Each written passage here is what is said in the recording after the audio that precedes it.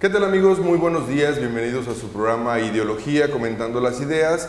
El día de hoy agradecemos la presencia del doctor Enrique Arámbula Maravilla, que es licenciado en Derecho por la Universidad de Guadalajara, además tiene la maestría en Planeación en Educación Superior y es doctor en Derecho por el Instituto de Estudios Jurídicos. Enrique, muchas gracias por estar el día de hoy con nosotros. Muchas gracias, Rodrigo Medina. Enrique, la tesis que realizaste habla de la calidad de las leyes. No siempre nos ponemos a pensar que las leyes deben de tener normas o estándares de calidad. Me parece un tema que nos gustaría que nos ampliaras un poco con respecto a esto de la calidad en las leyes. Claro que sí. Los esfuerzos que se han hecho a nivel federal y local tienden precisamente a que las leyes preserven, tengan una serie de estándares para que no sean elaboradas simplemente con tecnicismos que no sean comprensibles, sino que tienden a que sean claras, sencillas, pero últimamente también las leyes requieren que indicadores, como sucede en la transparencia, indicadores que nos hagan ver cuándo se está respetando el principio de legalidad, cuando en un momento dado se están respetando los derechos humanos, por ejemplo también el asunto de equidad de género, cuando respetan la transparencia. Entonces todos esos esfuerzos son producto precisamente de las tendencias que hay sobre la gestión pública, es decir, ya hay una rendición de cuentas y una legitimidad que tienen que tener los gobiernos, y para eso la población, las ONGs, las propias empresas pueden estar haciendo mediciones al respecto. Ejemplos tenemos con el Instituto Mexicano de la Competitividad, tiene índices para medir la competitividad, pues en este caso las leyes también tienen que ser medidas. Otros esfuerzos son la Unión Europea, que en un momento dado tiene una serie de directrices aplicables para todos sus países miembros, que tienen uno de los principales objetivos es que se comprendan, se unifiquen las leyes para que el gobernando pueda en un momento dado ver cómo se aplican las leyes, ver el nivel de racionalidad con que son elaboradas, y todo ello para su mejor eficacia. Bueno, es que aquí comienza algo de muy importante. ¿Qué tanto nuestras leyes o nuestra legislación en México es factible que llegue a la gente, al pueblo? Es decir, aquella persona que no conoce de derecho, una persona que tiene un nivel escolar hasta secundaria o preparatoria, como platicábamos antes de entrar al aire, en el que ahora la preparatoria es obligatoria, ¿qué tanto esa persona puede acceder a los primeros articulados de la Constitución, por ejemplo, que en su lectura sea fácil? Porque estamos hablando que son las garantías individuales, ahora derechos fundamentales, como se les ha llamado ahora que se integró el tema de derechos humanos en el artículo primero de la Constitución. ¿Qué tan fácil es o cómo ustedes lo visualizan? Bueno, una de las situaciones, efectivamente la formación secundaria hasta hace poco era obligatoria, y ahora más bien es la preparatoria, la educación obligatoria. Sin embargo, pues las leyes deben de mantener un nivel de claridad y sencillez para que toda la población tenga el alcance para ellas, porque en ocasiones hay leyes en términos fiscales, en términos ambientales, que tienen tecnicismos, sí, claro, que no serían de alguna manera propicios para el ciudadano común.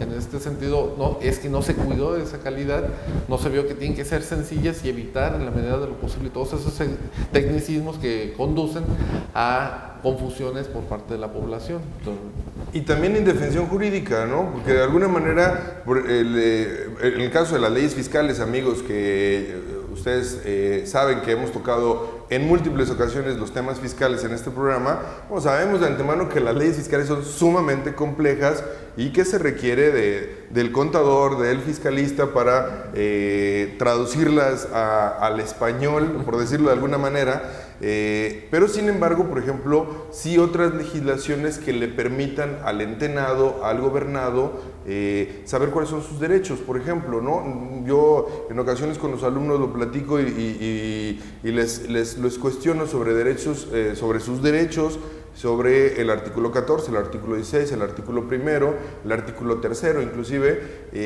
y desconocen, ¿no? No hay ese no sé si lo que falta es ese vínculo por parte del aparato legislativo, hacerle llegar esto al gobernado. Efectivamente, bueno, hay modelos para la elaboración de las leyes que nos permiten tener contacto con los usuarios de la norma. En este sentido, si no se sabe por parte del operador cómo va a estar redactada la norma, es decir, que hubiera una consulta previa, lo que en economía a veces le llaman la evaluación ex ante, y una vez aprobada la legislación, que hay una evaluación ex post, de tal manera que haya un ciclo virtuoso en donde se estén retroalimentando para que precisamente las leyes conduzcan a su mejor eficacia, es decir, a su mejor cumplimiento. Porque si hay confusión, por ejemplo, que una ley te remite a otra ley y en ocasiones al consultar vemos que la ley a la que remitió ya está abrogada o está derogada en esos aspectos, entonces dices, oye, entonces aquí cómo voy a operar, y es cuando recurren a contadores, a abogados, y a veces también, hay que ser sinceros, también la formación del abogado, si es muy jurídica, encuentra con trabas. Necesita tener un amplio conocimiento, igual que el fiscalista, igual que el administrador, el contador. Tienen que tener una visión muy amplia de lo que es la sociedad, de lo que son las leyes, para que puedan en un momento dado ver cuándo hay una relación entre estas mismas leyes, y esto propicie al momento de que alguien consulte sus servicios, pues darle la mejor respuesta. Ahora, en el caso del poder legislativo, en el caso de los legisladores, este proceso legislativo, ¿tú lo ves, digamos, correcto como actualmente se lleva a cabo? Porque, bueno, entendemos que no son los legisladores quienes redactan las leyes, sino son los asesores, son las comisiones especiales de cada área, la Comisión de Hacienda, la Comisión de Seguridad, la Comisión de Telecomunicaciones, etcétera, de Energía, son quienes redactan las leyes. Pero luego viene un proceso legislativo en el que en ocasiones nos enteramos que el diputado no leyó, ¿no? Aprobó una ley sin leerla, sin estar consciente de lo que estaba haciendo. ¿Estamos en un avance o estamos en un retroceso en esa parte? Hay que buscar un equilibrio. Indudablemente, cuando se piensa en poder legislativo, se dice, bueno, es que tienen que estar trabajando constantemente, y eso es correcto. Lo que quizás es un poco aventurado es que se piense que el legislativo tiene que estar aprobando leyes y leyes y leyes al vapor, y eso tampoco, ¿no? Debe de haber una prudencia para el estudio, y igual sus grupos técnicos tienen que participar para que en un momento dado la ley pues sea elaborada con toda esa calma, esos estudios necesarios, y la responsabilidad del propio diputado de estar aprobando algo que esté consciente de su contenido. Para ello, pues sí creo necesario que haya modificaciones a los procesos de elaboración de las leyes, o sea, no pueden estar en los mismos paradigmas que en un momento dado se preveían para principios de siglo, la Segunda Guerra Mundial. Estamos ya tener que actualizarlos a este siglo XXI. Ahora, hay definitivamente un avance, digo, ahora sí vemos mucho más agilidad a la hora de aprobar leyes. Como tú dices, siempre tiene que haber una prudencia a la hora de legislar. Pero, por ejemplo, me tocó que tuviéramos aquí en México a un doctor en Derecho de España que nos trajo parte de su legislación, y yo la veía con un lenguaje mucho más aterrizado, mucho más entendible para el resto de la población, no necesariamente para el jurista o no necesariamente para el abogado. Todavía en México tenemos, no sé, como esa parte de rebuscarle, ¿no?, al idioma. Sí, bueno, creo que es también influencia o tradición que hemos cargado desde la conquista española, y ahora ellos, precisamente al incorporarse a la Unión Europea, han perdido ciertos formalismos en beneficio precisamente del gobernado.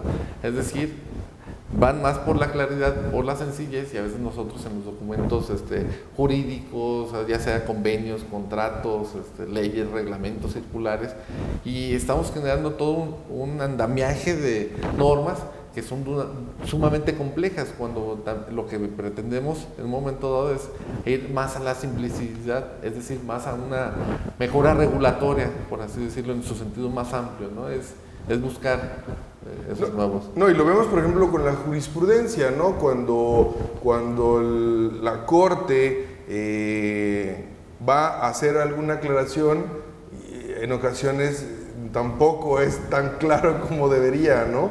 Y tenemos esa parte que constantemente se acude a la Corte para interponer algún desacuerdo con una parte legislativa, inclusive desde la propia forma, ¿no? Más allá del fondo. Sí, bueno, la Corte trata de suprimir esas lagunas que existen o dar una interpretación a un precepto y manifestando en la Constitución su obligatoriedad, ¿sí? Es decir, de esa interpretación. Sin embargo, creo que nos estamos viendo más allá con las atribuciones de la Suprema Corte de sus tribunales de circuito, al darles esas atribuciones, esas facultades que en un momento dado tendríamos que volver a nuestro esquema original, o sea, bueno, de dónde parte la división de poderes y realmente qué es lo que le corresponde a cada uno. Y si esto del el valor del supremo poder o el valor de la soberanía popular no es que resida estrictamente en el poder legislativo, pero son representantes de esa participación ciudadana a virtud de una representación, de una representatividad, y eso da unos paradigmas más hacia la gobernanza, ¿no? Y la gobernabilidad también en ambos casos. ¿Para qué? Pues precisamente para darles a ellos lo que esté mal, ellos lo tienen que corregir, no recurrir a otros organismos, que esto atiende más a otras tradiciones, por ejemplo, del common law, que a nuestra propia tradición jurídica. Sí, el derecho anglosajón, que tiene grandes diferencias con el mexicano, ¿no? Amigos, estamos platicando con el doctor Enrique Arámbula, estamos platicando sobre derecho, sobre calidad legislativa, un tema muy interesante para seguir abordando en los próximos bloques. Vamos a un corte de nuestros patrocinadores, regresamos en un minuto, no le cambien, estamos en Ideología.